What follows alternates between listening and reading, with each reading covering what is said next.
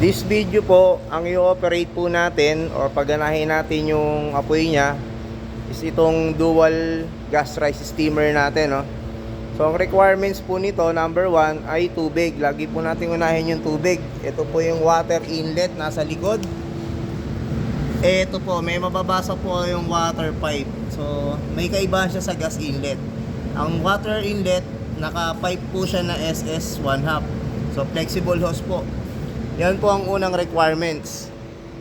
So paano po natin malalaman na good po yung connection natin ng tubig?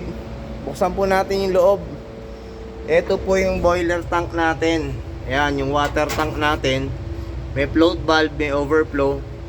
So check natin. So yun, puno na po. Ibig sabihin kaya hindi na po siya nagsasalin. So takpan po natin. Ngayon naman, ang pangalawang requirements po natin para mapagana ay yung ating gas inlet. Ang gas inlet nasa unahan po, bandang gitna. Ito yung gas inlet ng kanan, gas inlet ng kaliwa. So pagganahin po muna natin yung kanan, no? Ngayon, may mapapansin kayo ditong drain valve.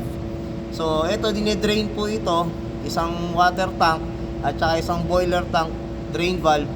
So pagka naglilinis po tayo, dito po natin dine-drain yan. So bababa lang natin yan.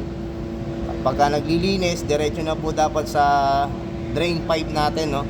So kung mapapansin nyo, merong kulay orange. Ito po yung valve nung pilot torch natin, off, on. Ito naman po yung gas valve natin, dalawa. Isang pilot valve at saka isang main valve. So operate natin. So paano? May LPG na tayo, nakasalpak na. LPG po, low pressure. May tubig na sa water tank.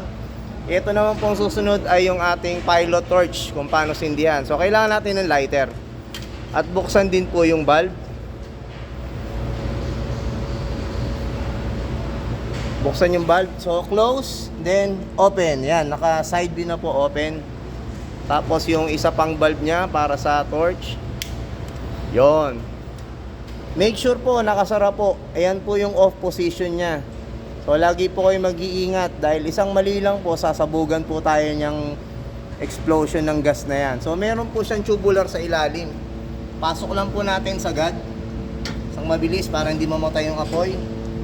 Okay, kung mapapansin po ay may apoy. So dun lang po nakatusok. And then bubuksan po yung pilot valve. Yan. Bilang lang po tayo ng 5 seconds para make sure na may apoy po yung pilot. At sugutin po ng mabilis. Yon. Check kung merong apoy. So kung mapapansin natin, yon, may pilot na.